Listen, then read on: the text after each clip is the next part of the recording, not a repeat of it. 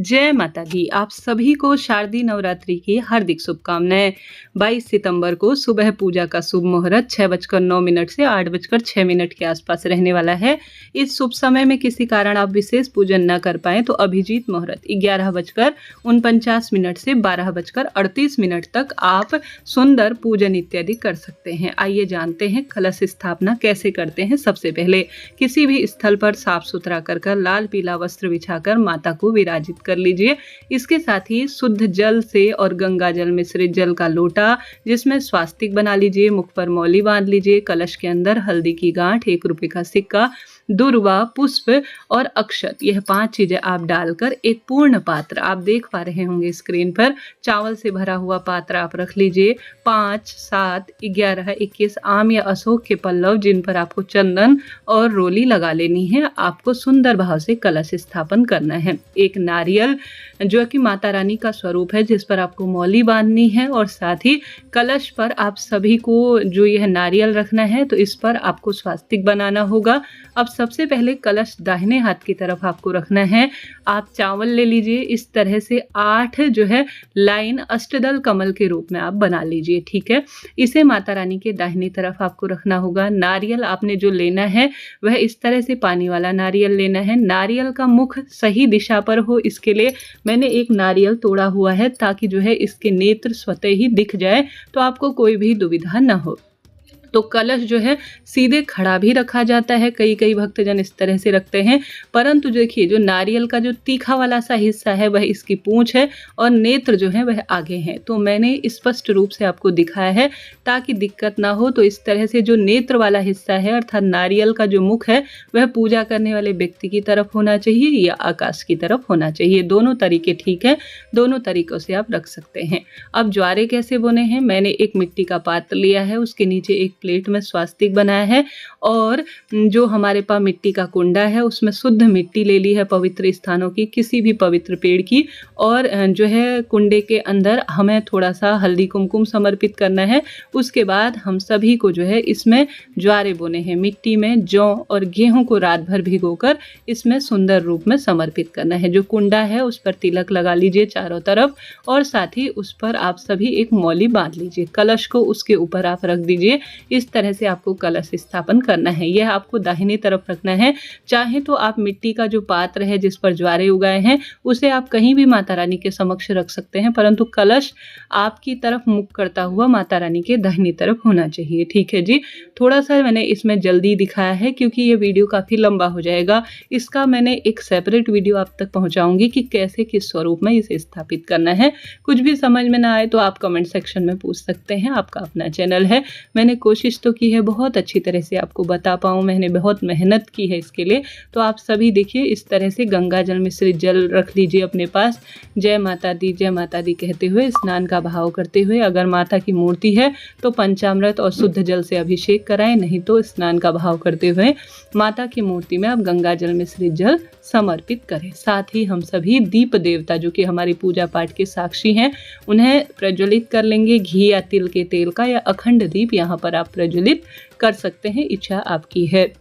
गणपति गजानन को चावल या गेहूं का आसन देकर विराजित करेंगे और सबसे पहले गणपति पर ही रोली चंदन मोली अक्षत समर्पित करेंगे। साथ ही माता रानी के जो स्वरूप हैं उन पर भी, जो माता रानी के 9 स्वरूप है स्क्रीन पर आप देख पा रहे हैं, और जो शेर है, सिंह है, वह उसका मुख जो मूर्ति चुनाव करेंगे तो वह बंद होना चाहिए, और उन सभी पर माता रानी के स्वरूपों पर और गणपति गजानन पर, सिंह पर, माता रानी के अस्त्र शस्त्र पर, और साथ के साथ जो हमने कलश स्थापित किया है और दीप देवता है, इन सभी पर हम रोली, चंदन, मोली, अक्षत, यह सभी चीज़ें समर्पित करेंगे। ठीक है, और साथ ही हम अपने दाहिने हाथ में पुष्प और अक्षत लेंगे और अपना नाम गोत्र बोलेंगे, और हम नवग्रह और षोडश मातृका का ध्यान करेंगे, अपने इष्ट पितृ देवी देवता और कुल देवी का ध्यान करेंगे और प्रार्थना करेंगे कि हे माता रानी, हे मेरे इष्ट पितृ देवी देवताओं, आज नवरात्रि के पावन दिन पर मैं कलश स्थापना, घट स्थापना कर रही हूँ और 9 दिन तक माता रानी के सभी स्वरूप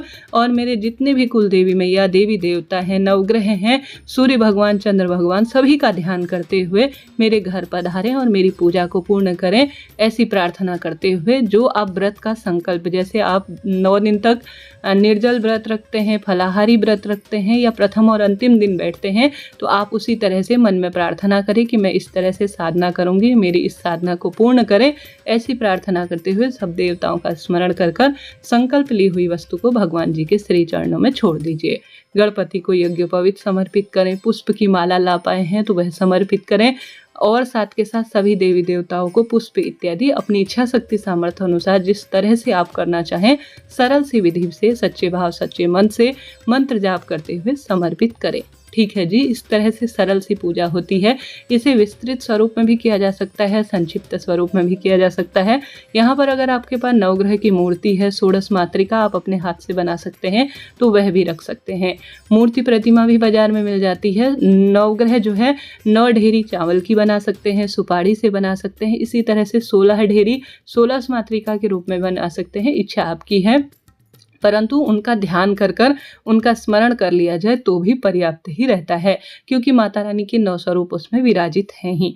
अब सबसे आवश्यक है इस दिन माता रानी के लिए 16 श्रृंगार की सामग्री या 5 या 7 16 जो सामग्री होती है सुहाग की, वह आप किसी भी एक दिन चढ़ा सकते हैं। चुन्नी तो मैंने पहले ही माता की मूर्ति पर नई समर्पित कर दी है, तो आप पहले या बाद में जब भी आपका मन हो आप समर्पित करें। साथ ही हम सभी नारियल लेंगे, नारियल पर एक मौली बांधेंगे, पूजा में रही कमी के लिए कुछ दक्षिणा लेंगे और जो हमारे पास नारियल है इस पर स्वास्तिक बनाकर माता के समक्ष भोग प्रसाद के रूप में 9 दिन तक इसे रखे रहेंगे। नवरात्रि के अंतिम दिन इसे भोग प्रसाद रूप में समर्पित कर देंगे और सुहाग सामग्री आपकी इच्छा शक्ति सामर्थ्य जो है नई लाकर कम ज्यादा आप जरूर से किसी एक दिन माँ भवानी के चरणों में समर्पित करें। ठीक है, इत्र बहुत प्रिय है माता को, जो कि सुगंधित होता है और मनोकामना पूर्ति में सहायक होता है, तो गणेश जी को समर्पित करें और माँ भवानी को भी जरूर से समर्पित करें। पूजा में आप 9 दिनों तक 9 अलग अलग वस्त्र, अलग अलग भोग माता को समर्पित कर सकते हैं, स्वयं भी धारण करें और कोई भी बात हो, प्रश्न हो, आप कमेंट्स के द्वारा पूछ सकते हैं। तो इस तरह से नवरात्रि के 9 दिनों में आपको प्रथम दिन और अन्य दिन भी पूजन इत्यादि करना है।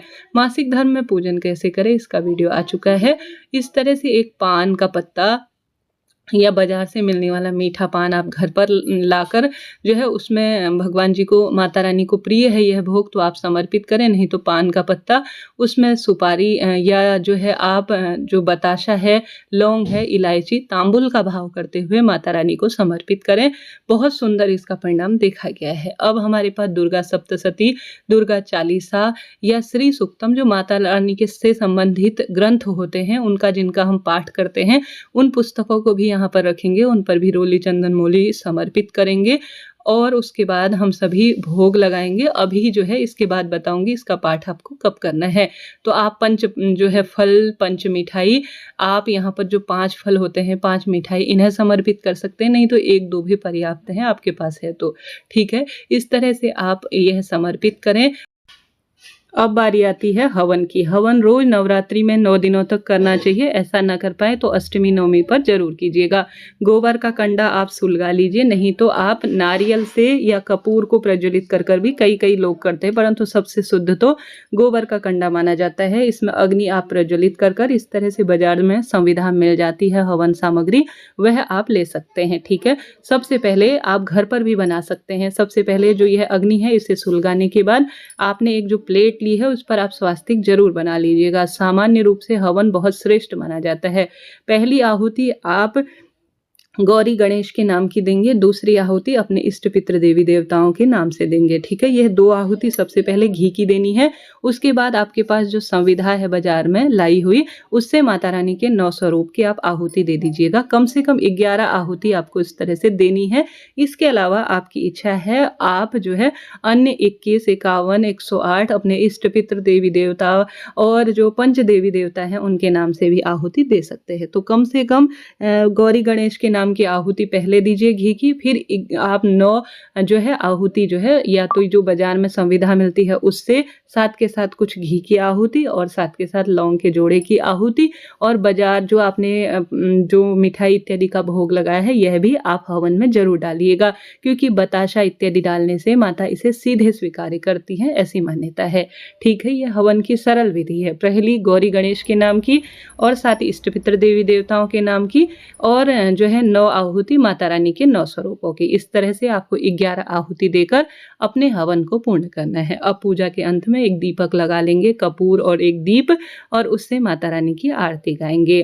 जय अम्बे गौरी मैया जय श्यामा गौरी, तुमको निश दिन ध्यावत मैया जी को सदा मनावत, हरि ब्रह्मा शिवरी ओम जीव शिव ओंकारा। जय माता दी। इस तरह से आप सभी को आरती कर लेनी है। जल का लोटा 3 बार हवन के ऊपर से और समस्त जलते हुए दीपकों से जमीन पर छोड़ देना है।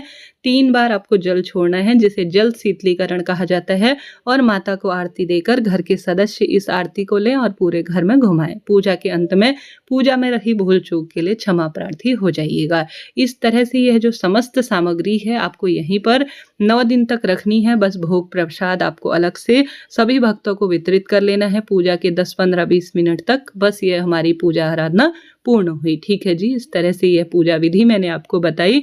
जरा सा भी वीडियो उचित उपयोगी रहते हैं तो लाइक करें, शेयर करें, कमेंट्स में जय माता दी जरूर लिखिएगा। राधे राधे।